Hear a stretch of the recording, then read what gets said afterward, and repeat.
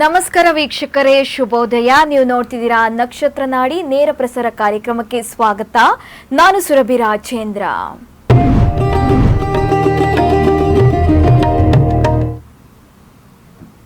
ಎಂದಿನಂತೆ ಕಾರ್ಯಕ್ರಮದಲ್ಲಿ ಪ್ರಸಿದ್ಧ ಜ್ಯೋತಿಷಿ ಉಪನ್ಯಾಸಕರು ನಮ್ಮ ಜೊತೆ ಇದ್ದಾರೆ. ಪಂಡಿತ್ ದಿನೇಶ್ ಗುರೂಜಿ ಅವರು. ಅವರನ್ನ ಕಾರ್ಯಕ್ರಮಕ್ಕೆ ವೆಲ್ಕಮ್ ಮಾಡೋಣ. ಗುರೂಜಿ, ಕಾರ್ಯಕ್ರಮಕ್ಕೆ ಆದರದ ಸ್ವಾಗತ.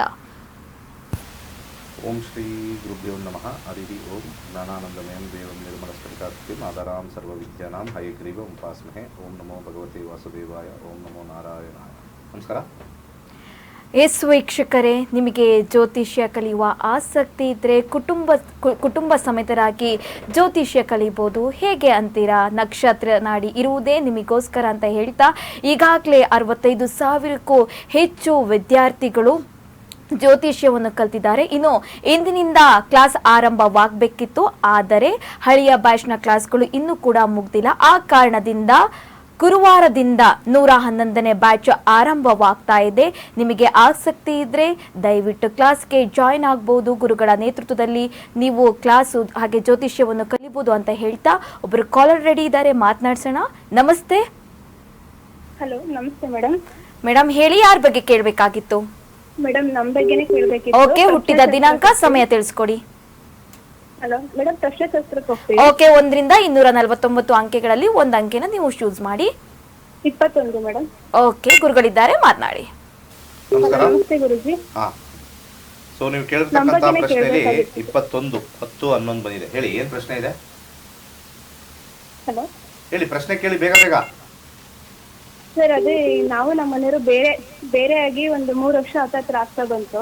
ಓಕೆ. ಇವಾಗ ಡಿವೋರ್ಸಿಗೆ ಹಾಕೊಂಡಿದೀವಿ. ಈಗ ಬಂದು ಚೆನ್ನಾಗಿ ನೋಡ್ಕೊಂತೀನಿ ಅಂತ ಕರಿತಾ ಇದಾರೆ. ಅದೇ ಹೋದ್ರೆ ಚೆನ್ನಾಗಿರುತ್ತಾ ಅಥವಾ ಸುಮ್ನೆ ಕೋರ್ಟ್ ಕೇಸ್ ಇರತ್ತೆ ಬಾಯಿ ಮಾತಿ ಕರಿತಾ ಇದಾರ ಅಂತ? ಹೌದು, ಪ್ರತಿಷ್ಠೆಗೆ ಕರೀತಾ ಇದ್ದಾರೆ. ಪ್ರತಿಷ್ಠೆ ಅಂತ ಹೇಳ್ತೀವಲ್ಲ, ಪ್ರತಿಷ್ಠೆ ಅಂತ ಗೊತ್ತಾ ನಿಮಗೆ? ಪ್ರತಿಷ್ಠೆ ಅಂದ್ರೆ ಅರ್ಥ ಆಗುತ್ತಾ?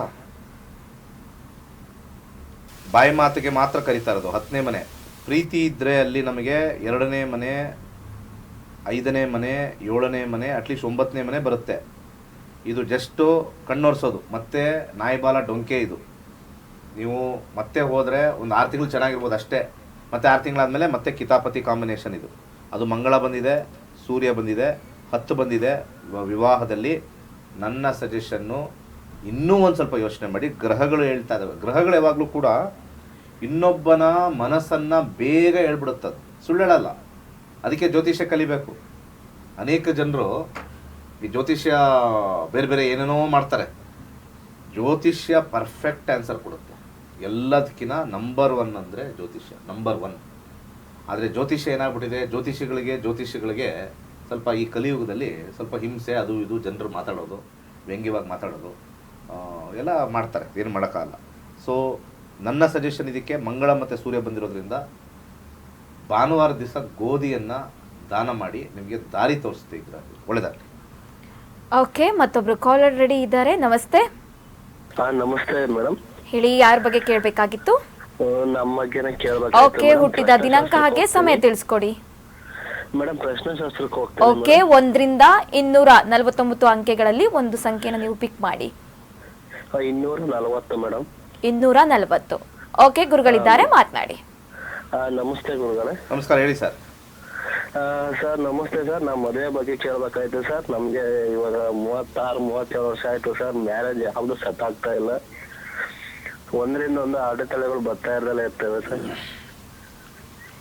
ನೋಡಿ, ವಿವಾಹದಲ್ಲಿ ನಿಮಗೆ ನಾವು 7ನೇ ಮನೆ ನೋಡಿದಾಗ ಒಂದು ನಿಮಿಷ, ಇಲ್ಲಿ 4 ಅಂತ ಬಂದಿದೆ. ವಿವಾಹದಲ್ಲಿ 2ನೇ ಮನೆ ಮತ್ತು 7ನೇ ಮನೆ ಬರಲೇಬೇಕು. 2, 7 ಇಲ್ಲ ಅಂತಂದ್ರೆ ಇಲ್ಲಿ ಈ ಟಾಪಲ್ಲಿ, ಟ್ರೀಯಲ್ಲಿ, ಫ್ರೂಟಲ್ಲಿ, ಟೇಸ್ಟಲ್ಲಿ ಇಲ್ಲಿ ಇಲ್ಲ ಅಂತಂದರೆ ವಿವಾಹ ತುಂಬಾ ಕಷ್ಟ. ವಿವಾಹ ಆಗೋದು ತುಂಬಾ ಕಷ್ಟ. ಇದಕ್ಕೆ ಎರಡು ವಿಚಾರಗಳು ಹೇಳ್ತೀನಿ. ಜಾತಿ ಭೇದ ಮತ ಇಲ್ಲದೆ ನೀವು ಎಲ್ಲದಕ್ಕೂ ಎಸ್ ಅನ್ನಿ ವಿತಿನ್ 3 months to 4 months ಮದುವೆ ಆಗ್ತೀರ. ಯಾರಾದರೂ, ಅದು ವಿಧವೆ ಆಗಿರ್ಬೋದು, 2ನೇ ಮದುವೆ ಆಗಿರ್ಬೋದು, ಅವ್ರಿಗೆ 3ನೇ ಮದುವೆ ಆಗಿರ್ಬೋದು, ಒಂದು ಹೆಣ್ಣು ಬೇಕು ಅಂತ ಹೇಳಿ ಓಂ ಶ್ರೀಂ ಶ್ರೀಯೈ ನಮಃ ಅಂತ 1 ಲಕ್ಷ ಆಗೋಷ್ಟು ಜಪ ಮಾಡಿ. ದಿನ ಎಷ್ಟಾಗುತ್ತೋ ಅಷ್ಟು ಮಾಡಿ. 1 ಲಕ್ಷ ಕ್ಲಿಯರ್ ಆದಮೇಲೆ ನಿಮಗೆ ಆ ಮಂತ್ರದ ವರ್ಕ್ ಆಗುತ್ತೆ. ಓಂ ಶ್ರೀಂ ಶ್ರೀಯೈ ನಮಃ ಹಾಗೆ ಇಲ್ಲಿ ಎಳ್ಳೆಣ್ಣೆಯನ್ನು ದಾನ ಮಾಡಿ, ಜಾತಿ ಭೇದ ಮತ ಇಲ್ಲದೆ ಮಾಡಬೇಕು. ಯಾಕಂದರೆ 4ನೇ ಮನೆ ಬೌಂಡ್ರಿ ಅಂತ ಕರಿತೀವಿ ನಾವು. ಬೌಂಡ್ರಿ ಇಟ್ಕೊಂಡ್ಬಿಟ್ಟಿರ್ತೀವಿ ನಾವು, ನಮ್ಮಲ್ಲೇ ಸಿಗಲಿ, ಇವರೇನೋ ಪಾಪ ವರ್ಕಲ್ಲಿ ಸ್ವಲ್ಪ ಕಮ್ಮಿ ಇರ್ಬೋದು, ಅಥವಾ ವ್ಯವಸಾಯ ಮಾಡ್ಬೋದು, ಅಥವಾ ಕೃಷಿ ಮಾಡ್ಬೋದು. ಸೊ ಅಂಥ ಟೈಮಲ್ಲಿ ನಾನು ಇದಕ್ಕಿಂತ ಕೆಲಸದವ್ರು ನನಗೆ ಹೋಗಲ್ಲ ಅಂತ ಹೆಣ್ಣು. ಇವಾಗೆಲ್ಲ ಸ್ವಲ್ಪ ಲೇಡೀಸ್ ಡಿಮ್ಯಾಂಡ್. ಒಂದು ಕಾಲದಲ್ಲೆಲ್ಲ ಈ ಮನೇಲಿರ್ತಕ್ಕಂಥವ್ರು ಗಂಡು ಮಕ್ಕಳು ಅಂತ ಹುಟ್ಟಿಸಿ ಹೆಣ್ಣೆ ಸಿಗ್ತಾ ಇಲ್ಲ ಗಂಡುಗಳಿಗೆ.